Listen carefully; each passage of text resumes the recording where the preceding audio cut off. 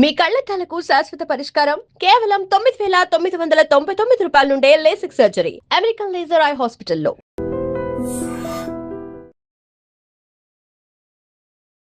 నమస్కారం, welcome to I dream. ధర్మ మార్గం కార్యక్రమానికి స్వాగతం. నేను మీ విజిత.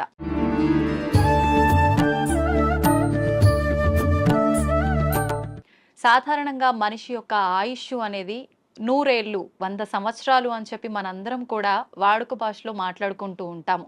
కానీ కొద్ది మంది మాత్రమే 100 ఏళ్లకు పైబడిన వాళ్ళని మనం చూస్తూ ఉంటాము. 100 ఏళ్ళు కూడా లేకుండా 60లు, ఇప్పుడు ప్రస్తుతం మాత్రం 40లోనే వాళ్ళ జీవనాన్ని కొనసాగించలేకపోవటం అయితే ప్రస్తుత పరిస్థితుల్లో మనం చూస్తున్నాము.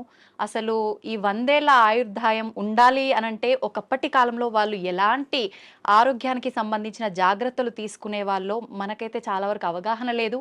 కానీ ప్రస్తుతం నాతో పాటు ఉన్నారు స్వామీజీ. వారు 109 సంవత్సరాలు వారి జీవనాన్ని కొనసాగిస్తూ ఉన్నారు. చాలా ఆరోగ్యంగా కూడా ఉన్నారు. అసలు ఇది ఎలా సాధ్యపడింది అంటే వారు చేసే ధ్యాన సాధన వల్లే సాధ్యపడిందని అయితే చెప్పొచ్చు. ఇప్పుడు స్వామి వారితో మాట్లాడి ఆ డీటెయిల్స్ అన్ని కూడా మనం క్లియర్ గా తెలుసుకునే ప్రయత్నం అయితే చేద్దాం. నమస్కారం స్వామీజీ. హరి ఓం. మనమే తప్పు చేస్తున్నామేమో స్వరం మారిపోతుంది, వాళ్ళందరూ మన దిక్కు చూస్తుంటారు. సో మనము ఇంట్లో కూర్చొని ప్రత్యేక సాధనలు చేసేటప్పుడన్నా కనీసం ఎక్కడ ఏది ఉచ్చరించాల్సి వచ్చినా ఓం అని ఉచ్చరించండి, ఓం అని కాదు. ఓకే, ఇంకా సామూహికంలో తప్పడం లేదు. 10 మంది కూర్చొని శివ సహస్రనామము అష్టోత్తరము ఏదో ఒకటి చేస్తాం. ప్రతి దానికి ఓం నమ శివాయ, ఓం శంభవైతే నమో, భయోశ్వరాయ నమో, నిధనపతి నమ, నిధనపతాంతకాయ నమ, వీటన్నిటికి ముందు ఓం ఓం అంటారు. ఓం ఓం అంటాం. మాకు ఇదే అలవాటు అయిపోయింది, ఓం ఓం అని అంటాం. ఓం అనేది మా నోట్లో రాదు. నిజంగా అంటే మనం పలకాల్సిన మంత్రం ఏదైనా తప్పు పలుకుతున్నాము అంటే దానివల్ల మనకు ఫలితం కలగకపోగా దోషం కలిగే అవకాశం ఉంటుందా స్వామీజీ? దోషము అని అంటే సైంటిఫికల్ గా మీకు నేను చెప్పాలంటే ఇప్పుడు ఈ షట్చక్రాలు అనేది పెటల్స్ తో ఉంటుంది. మూలాధారం 4 పెటల్స్, దళాలు, స్వాధిష్టానం 6, మణిపూరకం 10, అట్లా 10, 12, 16, 2, 50 అక్షరాలు దాంట్లో నిక్షిప్తమై ఉంటాయి. వర్ష అనేది మూలాధారంలో, పాప బాబమ్మ అనేది అట్లా ఒకటి వేరేగా ఉంటాయి. ఈ మంత్రం ఒక రిథమాటిక్ గా చదివినప్పుడు మీరు పియానో మీద అది అడ్డదిడ్డంగా కొడితే సరిగ్గా రాదు. వాడు వాయించాల్సిన రీతిలో వాయించినప్పుడు సుమధురంగా వస్తుంది. ఇట్లా ఈ మంత్రం కూడా లెహర్ చదివినప్పుడు ఈ పెటల్స్ కదులుతాయి. ఆ పెటల్స్ కదిలినప్పుడు ఆ చక్రం కంట్రోల్ చేస్తున్న మీ ఇన్నర్ ఆర్గాన్స్. మూలాధారము పెద్ద పేగును కంట్రోల్ చేస్తుంది. స్వాధిష్టానము చిన్న పేగులను, యూరినరీ బ్లాడర్ను, రీప్రొడక్టివిటీ ఆర్గాన్ను చేస్తుంది. మణిపూరకము డైజెషన్ సిస్టము, చిన్న పేగులు ప్లస్ అన్నాశయము, వీటిని కంట్రోల్ చేస్తుంది. అట్లా ఏ అంగాలను అవి చేస్తుందో ఆ జరిగే వైబ్రేషన్స్ ఆ అంగాలను శక్తివంతంగా ఆరోగ్యవంతంగా చేస్తాయి. ముందు మంత్రాలలో ఉన్న అర్థం ఇది. అందుకనే వాళ్ళు స్వరము ఇట్లా పలకాల, ఇట్లా చేయాలని. వేదం అందరూ చదవలేము అంటే కారణం, ఓ గురువు దగ్గర 12 ఏళ్ళు నేర్చుకుంటే ఒక్క ఋగ్వేదం వస్తుంది మీకు. ఒక్కొక్క వేదం నేర్చుకునేకి 12 ఏళ్ల కాలం సుస్వరంగా. ఇప్పుడు అనేక మంది పాపం వేద పాఠశాలలు పెట్టి మళ్ళీ మన పూర్వ సంస్కృతి ఇంత గొప్పదన్న సంగతి తెలుసుకుని ఎట్లా చేస్తే బాగుంటుంది ఏమన్న సంగతి మీద పోతున్నారు. వేదం అంతా సైన్స్, మా ఊరికే ఏది చెప్పలేదు. సంధ్యావందనం చేసే దగ్గర నుంచి సైన్స్. ఇప్పుడు వీళ్ళు చేసే సంధ్యావనం తప్పు పట్టడం కాదు. పాతకాలంలో వాళ్ళు ఏం చేశారు, నదిలో వక్షస్థలం లోతు నీళ్లలో నీటికి ఎదురు ప్రవాహానికి నిలబడి ఓ చెంబుతో నీళ్లు తీసుకొని ఆ సూర్యుని దిక్కు పెట్టి ధారగా వదిలేవాళ్ళు. ఎప్పుడైతే ఒక మనిషి ఇంత లోతు నీళ్లలోకి పోతాడో అపాన వాయువు ఆటోమేటిక్గా పైకి వస్తుంది. మామూలు నీళ్ల తొట్టిలో ఒక ఎంటీ చెంబును ముంచండి, ఎంత ప్రెషర్ వస్తుంది, లోపల గాలి పైకి రావాలని చూస్తూ ఉంటాం. అదేమో ఇంత చెంబు, ఎంతో బలం ఉపయోగించాలి. సో ఈ అపాన వాయు పైకి వస్తుంది. మనం చెంబు నీళ్లు తీసుకొని అన్నప్పుడు ప్రాణవాయువుని తీసుకున్నాం. హ్మ్. ప్రాణ అపాన సమాయక్తం పచాన్యన్నం చతుర్జుదం అని భగవద్గీతలో చెప్పిన ఆ ప్రాణ అపాయాల సమ్మిళనం జరిగి హ్మ్. శరీరంలోని స్థూల సూక్ష్మ కారణ శరీరాలకు ఆ శక్తి పోతుంది. ఓకే. ఆ ధార అట్లా వదులుతున్నప్పుడు సూర్యకిరణాలు ఆ ధారలో నుంచి ఫిల్టర్ అయ్యి వచ్చి ఇట్లా పెట్టి పోసేటప్పుడు సరిగ్గా మన షట్చక్రాలు ఉంటాయి. ఆ ధార మన ఎదురుగా షట్చక్రాల దగ్గర పడతా ఉంటుంది. హ్మ్. ఆ కిరణాలు ఆ ఈ ధారలో నుంచి ఫిల్టర్ అయ్యి మన షట్చక్రాలకు హ్మ్. కావాల్సిన కిరణాలను అందిస్తుంది. సూర్యుడిలో అనేక కిరణాలు ఉన్నాయి. సహస్ర కిరణుడు అని ఆయనకు పేరు. 1000 రకాల కిరణాలు ఉన్నాయి. ఒక్కొక్క కిరణం ఒక్కొక్క పని చేస్తుంది. హ్మ్. ఆ పని చేయడం కూడా 12 నెలలలో ఒక్కొక్క నెలకు ఒక్కొక్క విధంగా చేస్తుంది. హ్మ్. అందుకనే ద్వాదశాదిత్యుడు అని పేరు పెట్టారు. ఉన్న సూర్యుడు ఒక్కడైనా హ్మ్. ఒక్కొక్క నెలలో ఆయన మార్పులు చెందుతూ ఆ కిరణాల ప్రవాహం ఇస్తాడు. ఇప్పుడు ఈ విధంగా సంధ్యావందనం చేసినప్పుడు రావాల్సిన గుడ్ కిరణాలు మనలోకి వచ్చి హ్మ్. ఆరోగ్యం బాగుంటుంది. చక్రాలు నీట్గా యాక్టివేట్ అవుతాయి. ఓకే. అసలు గాయత్రి మంత్రం 24 అక్షరాలు చదివినప్పుడు మన 24 తత్వాలు శుద్ధీకరణ. హ్మ్. అవన్నీ వైబ్రేషన్ వర్డ్స్. ఓకే. శబ్దం వైబ్రేషన్ క్రియేట్ అవును, చేస్తుంది. పెద్ద పెద్ద సైంటిస్టులు ఇప్పుడు నిరూపణ చేస్తున్నారు. పలకాల్సిన రీతిలో ఓంకారం పలుకుతే హ్మ్. అది దూరంగా స్క్రీన్ మీద మీకు గొప్ప శ్రీచక్ర యంత్రాన్ని చూపించింది. హ్మ్. ప్రూవ్డ్. ఓకే. ఇంకొన్ని మంత్రాలు చదివినప్పుడు ఇంకొన్ని డిజైన్లు వచ్చినాయి. హ్మ్. అవన్నీ ఏది మన పూర్వీకులు యంత్రాలు అని గీస్తారే. అవును. ఈ గ్రహానికి ఇట్లా గీయాలి, ఇట్లా పెట్టాలి, హ్మ్. ఇంత చకోరాలు, ఇంత వృత్తాలు అని. అవును. అదంతా ఏమంటే ఇది హ్మ్. శబ్దశాస్త్రము రేఖాశాస్త్రాన్ని అనుసంధానం చేసి వాళ్ళ శబ్దోత్పత్తి ఈ వైబ్రేషన్స్ ఇట్లా క్రియేట్ అవుతాయని వాళ్ళకి తెలుసు. ఓకే. అందుకని ఆ రిథీమ్గా పలికినప్పుడు ఆ ఫలితాలు వస్తాయి. వస్తాయి. స్వామిజీ, నేనే గాయత్రి మంత్రంకి సంబంధించి అడుగుదాం అనుకున్నా, మీరే ఆ టాపిక్ తీసుకొచ్చారు. గాయత్రి మంత్రం ఆడవాళ్ళు చదవటానికి పనికిరాదు అని చెప్పి వింటున్నాం. 100% చదవచ్చు. హ్మ్. మంత్రము సూర్యుడిదైన అధిష్టాన దేవత అమ్మ గాయత్రి దేవి. హ్మ్. 5 ముఖాలతో ఉన్న మహాతల్లి అని మనం చెప్పుకుంటాను. హ్మ్. అట్లాంటప్పుడు స్త్రీ చదవకూడదని ఎక్కడుంది? ఇదే విషయమై పండిత శ్రీరామ శర్మ అనే మహానుభావుడు, హ్మ్. ఆయన ఉత్తరప్రదేశ్లో ఉండేవాడు. 24 ఏళ్ళు సంవత్సరానికి 24 లక్షల గాయత్రిని చేస్తూ ఉపాసన చేస్తే హ్మ్. ఆయనకు ఆ తల్లి తాను ఉన్న ప్రదేశం, విశ్వామిత్రుడు తపస్సు చేసుకున్న ప్రదేశాన్ని చూపిస్తే హ్మ్. అక్కడ పోయి ఈ అఖండ జ్యోతిని పెట్టి నిత్యము గాయత్రి యజ్ఞాలు చేస్తూ హ్మ్. ఆడవాళ్లకు యజ్ఞోపవీతాలు వేస్తూ గాయత్రి ఉపదేశం చేసేవాడు. ఓకే. అప్పుడు కొంతమంది ఉత్తరప్రదేశ్ బ్రాహ్మణ్స్ హ్మ్. ఆయన మీద కోర్టులో కేసేసినారు. నువ్వు వేదాన్ని భ్రష్టు పట్టిస్తున్నావు, మా సదాచారాన్ని భ్రష్టు పట్టిస్తున్నావు, వేదాలు గాయత్రి మంత్రం చదవకూడదు. ఓకే. ఆయన కోర్టులో ఒకటే మాట అన్నాడు, హ్మ్. అయ్యా మీరు వేదాలు ఉపనిషత్తులు అన్నీ చదివారంటారు కదా, హ్మ్. ఎక్కడైనా ఒక్క శ్లోకము స్త్రీకి గాయత్రి ఉపదేశం చేయకూడదు అని రాసి ఉంటే, హ్మ్. పలానా ఋషి చెప్పాడు, పలానా దేవత చెప్పాడు అనే కోటింగ్ ఒక్కటి ఉంటే హ్మ్. నాకు ఇవ్వండి, నా బ్రాహ్మణత్వాన్ని నా సంస్థను మూసేస్తా, హ్మ్. నా బ్రాహ్మణత్వాన్ని వదులుకొని జనేవి తీసేస్తాను అన్నాడు. హ్మ్. వీళ్ళు 3 నెలలు తల కింద కాళ్ళు పైన పెట్టి ఎతికారు. ఆ. లేదు. ఓకే. ఎందుకు స్త్రీకి లేదు అన్నారంటే ఆమెకు కుటుంబ బాధ్యతలు ఎక్కువ, హ్మ్. ఈ మాసికంలో వాళ్ళకు ఈ పీరియడ్ కొంచెం ఇబ్బందికరంగా ఉంటుంది. అవును. అప్పుడు ఆ అనుష్ఠానం ప్రకారం కనీసం న్యాయంగా గాయత్రి చేయాలంటే 24 ముద్రలు వేస్తూ, హ్మ్. ఒక్కొక్క ముద్ర వేస్తూ ఒక్కొక్కసారి గాయత్రి 24 అక్షర గాయత్రిలన్నా చేయాలి. ఓకే. మళ్ళీ దాంట్లో 3 రకాలు ఉన్నాయి. హ్మ్.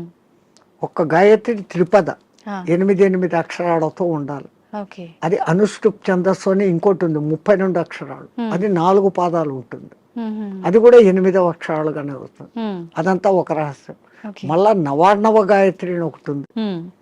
అది చేయాలంటే అమ్మవారి నవార్ణవం అనే పూజలు ఎట్లా చేస్తామో దాంట్లో 9 ఔంకారాలు వస్తాయి. ఓకే. అవి ఎట్ట పట్టాలా, ఏది చేయకూడదు, అది బహిర్గతం చేయని విద్య. ఓకే.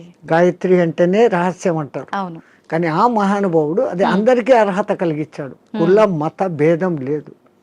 ఎందుకంటే అది మంత్రం సూర్య మంత్రం. హ్మ్.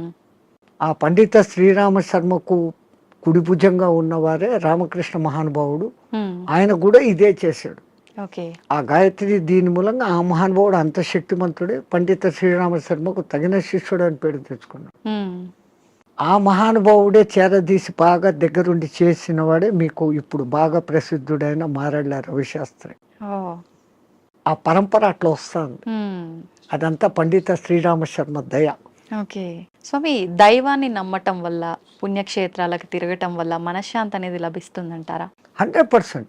అసలు మీరు పోవడమే ఆ ఇంటెన్షన్.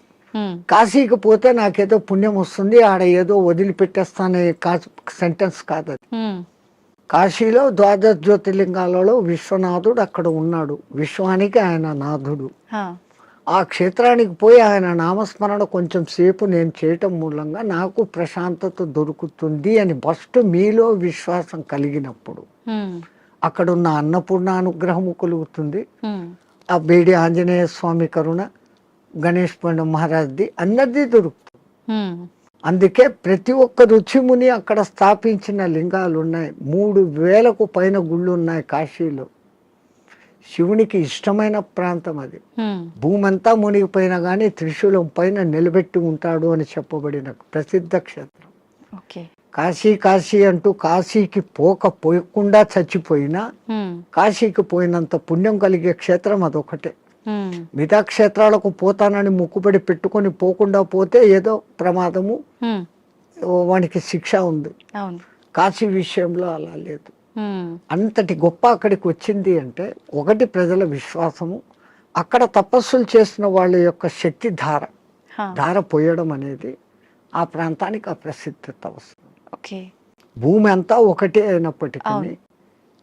సులభమైన ఉదాహరణ, ఇప్పుడు ఎండాకాలం కాదు, మామూలు చిన్న ఎండ ఉన్నప్పుడు ఉమ్, ఒక భూతద్దం తీసుకొని వచ్చి పేపర్ మీద పెడితే అది కాలుతా ఉంది. ఆ భూతద్దం నుంచి కిరణాలు కాన్సన్ట్రేషన్ అవును. అట్లా విశ్వశక్తి కాన్సన్ట్రేషన్ ప్రదేశాలు కొన్ని, ఉమ్, అవి పుణ్యక్షేత్రాలు, తీర్థక్షేత్రాలు, ఓకే.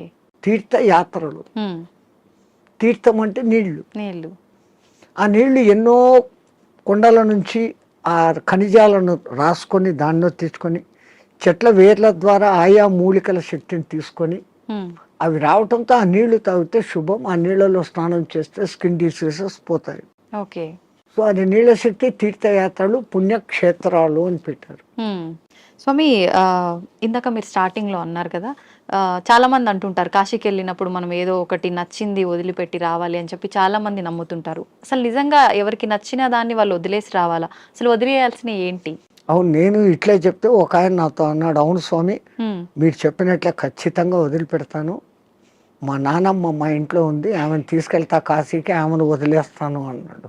ఉమ్, అది కాదు, మనకు అత్యంత ఇష్టము ప్రేమ కలిగిన పదార్థము తినేది కావచ్చు, మనం 24 గంటలు దాన్ని చూసి ఆనందించే వస్తువు, కానీ ఉమ్, దాన్ని అక్కడ వదిలేసి ఇంకా దాన్ని తలుచుకోకుండా ఉండగలమంటే మన మనస్సు మీద మనం నియంత్రణ సాధించడం. ఓకే. మైసూర్ పాకు మీరు అక్కడ వదిలి వచ్చారమ్మా, మీకు బాగా ఇష్టం. ఉమ్, ఇక్కడికి వచ్చిన 10వ రోజు 12వ రోజు ఎవడో పార్టీ పెట్టాడు, ఆడ మైసూర్ పాకు చూడంగానే ఈ కళ్ళు మీకు ఆర్డర్ ఇస్తుంది, ముక్కు ఆ మైసూర్ పాకను పట్టేస్తుంది, అవును. నాలుక నీళ్లు ఉడతాయి. ఉమ్, నేను కాశీలో వదిన నోర్మోయ్ నేను తినాను అంటే మీ మీద మీకు మెల్లగా Control. కమాండ్ వచ్చింది, అవును. కనీసం ఆ భయంతోనన్నా. ఉమ్, అట్లా కాశీలో వదలడం మూలంగా మీలో ఆత్మస్థైర్యత అనేది పెరుగుతుంది. ఓకే. అది బ్యాక్ రీజన్. ఉమ్, కానీ ఏదో ఒక రీజన్, చాలా మంది రకరకాలుగా అనుకున్నా కూడా దాన్ని అయితే నమ్ముతూ వస్తున్నారు ఇప్పటికీ. వెనకల కారణం ఇది అని మీకు తెలుసుకోవడం లేదు. అవును. అక్కడ మీకు ఆత్మస్థిరత, ధైర్యము అనేది పెరుగుతుంది. Okay. Self confidence, um, I can able to do this without that. అది లేకుండా నేను ఉండలేను అన్న వాళ్ళు, అవును. అది లేకుండా ఎదురుగా కనపడుతూ కూడా అది లేకుండా ఉండగలిగిన స్థితి అంటే మీలో ఎంతటి స్టెబిలిటీ వచ్చినట్లు, అది ఆత్మస్థైర్యం. ఉమ్, మన పూర్వీకులు ఏది చేసినా అంత ఆలోచనతో. ఉమ్, నీలో ఆత్మశక్తి పెరగాలంటే నీకు అత్యంతగా ఇష్టమైంది అక్కడ వదలాలి. ఎందుకంటే ఆ కాలంలో కాశీయాత్ర జీవితంలో ఒక్కసారి. అవును. ఆ 1000 కిలోమీటర్లు నడిచిపోయి మళ్ళీ వెనక్కి వస్తాడు. కాటికి పోయినవాడు కాశీ, అదేమో సామెత ఉంది మీ దాంట్లో కాదా, కాశీకి పోయినవాడు కాటికి పోయినవాడు ఒకటి అని. అవును అవును, మళ్ళీ తిరిగి రారు అని చెప్పి. అంటే ఆ కాలం అట్లుండింది. అడవులలో పోవాలి, దారిలో జంతువులు, వాతావరణం మారిపోవచ్చు. అవును. ఇన్నిటినీ తట్టుకొని అక్కడికి పోయి మళ్ళీ రాగలిగినాడంటే వాడు దేవునిగా పూజించేవాడు. రెండవది, వాడు వచ్చేటప్పటికి అక్కడ కాశీలో నేను పలానా వదిలేసి వచ్చాను మోనుకున్నాను అన్నప్పుడు వాళ్ళలో ఇక్కడ ఆత్మశక్తి పెరిగి వాడు ఇక్కడ ఎవరికి ఏ మంచి మాట చెప్పినా అది జరిగిపోతుంది, వాక్ శుద్ధి వస్తుంది. So when you develop your confidence you can able to do anything. Okay. So to develop your confidence అక్కడ పోయినాక ఒకటి వదిలిన వాళ్ళు బెనిఫిట్ పొందుతారు. స్వామి, చాలా మంది అంటుంటారు, అంటే ఇప్పుడు ఇందాక మీరు చెప్పినట్టుగా వెళ్ళిన వాళ్ళు తిరిగి రారేమో అన్న ఒక ఉద్దేశంతోటో మరేంటో తెలియదు, కానీ చాలా మంది నమ్మకం ఏంటంటే పిల్లలు ఉండి వాళ్ళ పెళ్ళిళ్ళు అన్నీ అయిపోయిన వాళ్ళు మాత్రమే కాశీకి వెళ్ళాలి, దర్శించుకోవాలి, అవన్నీ అవ్వని వాళ్ళు కాశీలోకి పోయి సస్తే మోక్షం అనుకుంటే కాదు. నాకు తెలిసి ఒక మంచి కోటీశ్వర దంపతులు 3వ తరాన్ని కూడా చూసేశారు. ఓకే. ఆ 3వ తరం కూడా 18 yearsకి వచ్చింది మనవాళ్ళు.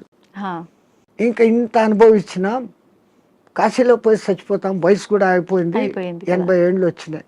ఇద్దరు లవ్ మ్యారేజ్, ఇద్దరికి 80 ఏళ్ళు భార్యాభర్తకి. బట్ డబ్బు ఉంది, అక్కడ మంచి బిల్డింగ్ కొనుక్కున్నారు, 4 సర్వెంట్లను ఎత్తుకొని పోయినారు, వంట వండేకి పనులు చేసుకునేకి. రోజు పోయి స్వామి దర్శన్ వస్తూ ఉన్నారు. ఎప్పుడో ఒకసారి బంధువులు ఫోన్, బిడ్డలు వాళ్ళది, అంత ఆధ్యాత్మిక. మర్జాయంగే అంటున్నారు. 7 ఏళ్ళైంది, 8 ఏళ్ళైంది, 10 ఏళ్ళైంది. ఇక్కడ ఈ 18 ఏళ్ళ బిడ్డలు 28 ఏళ్ళ వయసుకు వచ్చినారు మనమళ్ళు. వాళ్ళకి మ్యారేజ్ ముగ్గురికి ఒకేసారి కుదిరింది, వేరే వేరే కమ్యూనిటీ హాల్. తాత పెళ్ళి మాది అంటే, అరే ఇక్కడ కాశీలో ఉండి 15 ఏళ్ళు అయిపోయింది, 95కి వచ్చినాం, అక్కడ గంగ నీళ్లు తాగి రోజు శివప్రసాదాలు తిని ఇంకా పుష్టి తయారైనారు. They can able to see, they can able to hear everything. బాగుంది. అరే ఇంకా ఉంటాం కదా, ఒకసారి పెళ్లి చూసుకొని వస్తామని ఫ్లైట్ లో వచ్చినారు. పెళ్లి చూసుకున్నారు, రాత్రి పడుకున్నారు. పడుకున్న వాళ్ళు పడుకున్నట్లే జయ శ్రీరామ్ అయిపోయినారు ఇద్దరు. వాళ్ళకు కాశీలో మరణం లేదు, ప్రాప్తం లేదు. అందరికీ మరణము సాధ్యమా? అలా అని మరి కాశీలో ప్రాప్తం లేదని అక్కడే ఉంటే ఎప్పటికీ మరణం ఉండదనేది కూడా. ఆ మాటకు వస్తే తల్లి, ఇప్పుడు గంగలో మునిగితే నాకు పుణ్యం వచ్చేస్తుంది అనుకుంటే, గంగలోనే ఉండే చేపలు, కప్పలు, ముసళ్ళు అవి అక్కడే పుట్టాయి, అక్కడే పెరిగాయి. ఒక్కసారి గంగా స్నానం చేస్తే, సరే మీరు కాశీలో పొద్దున్న నుంచి సాయంత్రం వరకు 10 సార్లు గంగా స్నానం చేశాను అంటారు, కానీ మీరు చేసింది ఒకటే స్నానం. మీరు స్నానం చేయగానే ఆ నీళ్లు ఫ్లో పోయినాయి కదా. అవును. ఆ తల్లి నిరంతర ప్రవాహం, ఎప్పుడూ కొత్త నీళ్ళు అక్కడ. స్నానం చేస్తే నాకు పవిత్రత వచ్చేసింది గంగలో చేస్తే అని కాదు. గంగలో స్నానం చేసే ముందు ఇంతకు ముందు నా గత జన్మ బుద్ధులు, గత జన్మ కాదు, నా గత జీవితం బుద్ధులు, లక్షణాలు మార్చుకుంటాను. నేను ఇంక మీద అట్లా ఉండను. అక్కడ మిమ్మల్ని మీరు జస్టిఫై చేసుకొని, తల్లి నాకు ఆ బుద్ధి ప్రసాదించు అని మునిగి లేచి, ఆ మాట ప్రకారం మీరు ఇక్కడ ఉన్నారంటే మీకు మోక్షము, ముక్తి. అంతే తప్ప ఆడపోయి 100 మునకలు వేసి ఈడొచ్చి అత్తమామల్ని తిట్టో, అమ్మా నాన్నను తిట్టో, భర్తని హింసించో, భార్యను హింసించో, సంవాట్ మగ ఆడ ఎవడైనా చేసేది. ఈ తప్పులన్నీ ఇక్కడ చేస్తూ, నేను పోయి గంగలో 6 సార్లు మునిగొచ్చాను, నేను సస్తే మోక్షానికి, నువ్వు అక్కడ మార్పు చెందేదానికి మునగాలి. అందుకే పాతకాలంలో అక్కడ మునిగేటప్పుడు పంతుళ్ళు మీ చేత 10 మంత్రాలు చెప్పిస్తారు. దశ హరాయే గంగాయే స్వాహ. మనం శారీరకంగా, మానసికంగా, వాక్కు రూపంలో 10 రకాల తప్పులు చేస్తాం. ఈ 10 తప్పులను క్షమించు, ఈ తప్పులు నేను మళ్ళీ చెయ్యను, అది ఉండాలి. కరెక్టే స్వామిజీ. ఆ దేవుడా నేను చేశాను, నన్ను క్షమించు, మళ్ళా పోయి అదే చేస్తాను, నో యూస్ కదా. Do not repeat. మళ్ళీ చెయ్యను కూడా ఉండగలిగితే అప్పుడు ఆ కాశీలో స్నానం చేసిన పుణ్యం. కాశీనే కాదు, ఏ నీళ్ళలో, నర్మదా, కావేరి, గోదావరి, కృష్ణ, కిట్నే. అవును స్వామి, కాశీలో మరణించిన వారికి చెవు ఇలా పైకి వచ్చినట్టుగా ఉంటుందని చెప్పి అంటుంటారు కదా, సైంటిఫికల్ గా కూడా ప్రూఫ్ అయింది. ఎందుకని అట్లా? అక్కడ ఉన్న ఆ వాతావరణము, ఎంత శవాలను అక్కడ కాలుస్తూ ఉన్నా ఈ మధ్య కొంచెం అక్కడ మాంసాహార దుకాణాలు పెట్టినా ఉమ్, ఆ ప్రత్యేకమైన కాశీ ఏరియాలో ఒక వాయు వైబ్రేషన్స్ వేరే, ఉమ్, ఆ నిరంతర భగవన్నామ ఉచ్చారణ వైబ్రేషన్స్ ఆ గాలిలో కలిసి ఓకే. అక్కడ చనిపోయిన మనిషికి ఈ కుడి చెవు కింది భాగం దగ్గర ఒక నరువు ఉంటుంది. ఉమ్, ఆ నరువు ఉబ్బుతుంది, ఓకే. బాడీ అంతా ఉబ్బుతుంది, ఆ, ఫస్ట్ ఆ నరువు అక్కడ ఉబ్బుతుంది ప్రత్యేకంగా అక్కడ. ఉమ్, ఉమ్, ఉమ్, మిగతా ప్రాంతాలలో అది జరగదు. ఓకే. పాపం సైంటిస్టులు ఎంతో ప్రయత్నం చేస్తూ ఉన్నారు ఎందుకు అట్లా జరుగుతుంది అని. అది ఇంకా రుజువు కాలే. అవునా? బట్ 99% గుర్తించారు. ఉమ్, ఏ ఊరు చచ్చినా కొంచెం రెడ్డిష్ కలర్ వస్తుంది, కారణం అక్కడ ఆ నరము జర ఊబుతుంది. ఓకే. అయితే చాలా మంది దానికి రీజన్ ఇది అయ్యి ఉంటుంది, శివుడు అక్కడ చనిపోయిన వాళ్ళకి చెవులో ఏదో చెప్తాడు అని అది చెప్పి అంటారు చూసి కదా. మన పూర్వీకులు ఉమ్, అక్కడ వచ్చి రామతారకం చెవులో చెప్తాడు, ఆయన గట్టిగా చెవులు ఆగబట్టి అది అక్కడ ఎర్రగైంది అంటాడు. హా, ఆయనకు అదే పని, ఆ సచ్చినోడికి అందరి దగ్గర పోయి చెవులు పీకి చెప్తానే కూర్చుంటాడా. అంతే కదా, మనకు ఆ విశ్వాస్. అంతే. కాశీలో నేను చనిపోతే శివుడు నన్ను స్పృశిస్తున్నాడు, ఉమ్, నేను ఈ బాడీ వదిలిపెట్టినాక నన్ను ఎవడు స్పృశిస్తా నాకేం తెలుస్తుంది. దీని పేరు అప్పుడు సదానంద అన్నారు, శవం అంటారు, పేరు పోయింది. ఉమ్, పుట్టినప్పుడు తల్లిదండ్రులు పెట్టిన పేరు ఈ బాడీతో పాటు బాడీ లోపల ఉండేది బయటికి పోయినాక దీన్ని బాడీ అంటారే కానీ పేరుతో పిలవరు. అవును. ఆ గంటకో 2 గంటలకో శివుడు వచ్చి చెవులో చెప్తాడు అంటే ఉమ్, అది నమ్మకూడదు అంటే నమ్మకూడదు.